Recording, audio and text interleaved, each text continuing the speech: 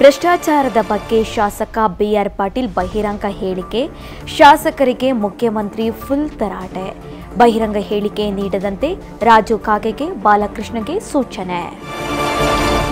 ಬಿಜೆಪಿಯಲ್ಲಿ ರಾಜಕೀಯ ಬೆಳವಣಿಗೆಗಳು ಬಿರುಸು. ಅತಿ ಶೀಘ್ರದಲ್ಲಿ ಬಿಜೆಪಿ ರಾಜ್ಯ ಪದಾಧಿಕಾರಿಗಳ ಆಯ್ಕೆ. ಎಲ್ಲ ಜಿಲ್ಲಾಧ್ಯಕ್ಷರ ಅಭಿಪ್ರಾಯ ಸಂಗ್ರಹಿಸಿ ರಾಜ್ಯ ಅಧ್ಯಕ್ಷರ ನೇಮಕ. ಸರ್ಕಾರಿ ಕಚೇರಿಗಳ ನಾಮಫಲಕಗಳನ್ನು ಕನ್ನಡದಲ್ಲಿಯೇ ಪ್ರದರ್ಶಿಸಬೇಕು. ಸರ್ಕಾರದ ಮುಖ್ಯ ಕಾರ್ಯದರ್ಶಿ ಶಾಲಿನಿ ರಜನೀಶ್ ಮಹತ್ವದ ಆದೇಶ.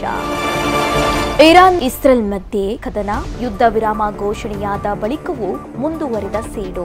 700ಕ್ಕೂ ಅಧಿಕ ಜನರನ್ನು ಬಂಧಿಸಿದ ಇರಾನ್. ಹಿಮಾಚಲ ಪ್ರದೇಶದಲ್ಲಿ ಕುಂಭದ್ರೋಣ ಮಳೆ. ಕೆಲವು ಪ್ರಮುಖ ಸ್ಥಳಗಳಲ್ಲಿ ಮೇಘಸ್ಫೋಟ. ಭಾರೀ ಮಳೆಯಿಂದಾಗಿ ಹಲವೆಡೆ ಭೂಕುಸಿತ.